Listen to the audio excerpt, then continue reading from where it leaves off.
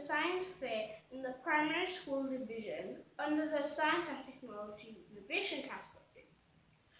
I present to you a fully functional robotic arm that uses hydraulics. The principle of hydraulics is based on Pascal's law, which says that pressure in an enclosed fluid is uniform in all directions. In this case, pressure applied to a syringe or pistol will transfer through tubing to another syringe pistol in the system. We all have probably heard about robotic arms, right? They're the next big thing. They use hydraulics to function.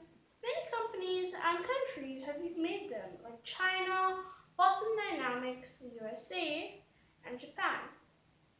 So have many young engineers. They could make a robotic arm that grabs and moves an object. So it needs to be made out of a material easy to access in the quantities needed.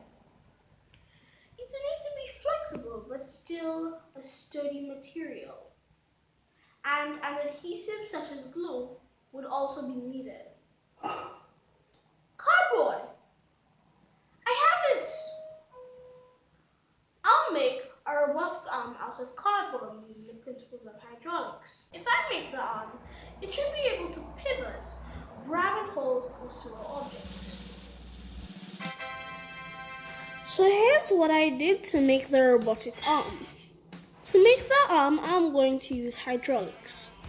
Cut out pieces A1, B2, C3, D4, and E5. Please refer to Table 1 in the report. Assemble by inserting holes into pieces where necessary using toothpicks and superglue to place together. Attach hydraulics and pieces needed for them to work. The hydraulics were made using syringes filled with water and attached to the tubing. The arm is functional but had some issues.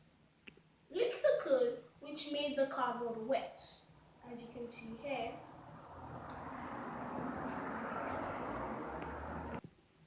Attaching the tubing to the syringes was challenging. Creating a seal with superglue was not effective. Air got into the syringes, which affected the mobility created by the hydraulics, as you can see here. And the more air you have, the more challenging it is. With displacement of A1, this piece here, the top piece affected hydraulics of B2 and C3, which is this hydraulic here, B2 and C3. So what I mean by this is, essentially, the claw is so heavy that sometimes the piece here will just at a certain angle, it just goes down on its own. But when I'm actually using the arm, there's a solution. I just have to keep it like I have to have one hand on this valve at all times to make sure that the pressure is where I want it. Getting the claw to work was difficult because the wire attached to the claw had to be constantly adjusted. I mean, I never knew quite the right length. I just had to guesstimate and roll with it. But as soon as I got the length, I knew it was the right one. The arm worked relatively well, but I would have liked to improve on some things. Some things I recommend to make your prototypes, as you can see here. It took me a bunch of tries to get down to the final piece, and I have to make prototypes of the claw, the keyboard, and the frame and everything else. Also, special thanks to the YouTube channel The Cube. This is where I got the whole fundamentals of making this project.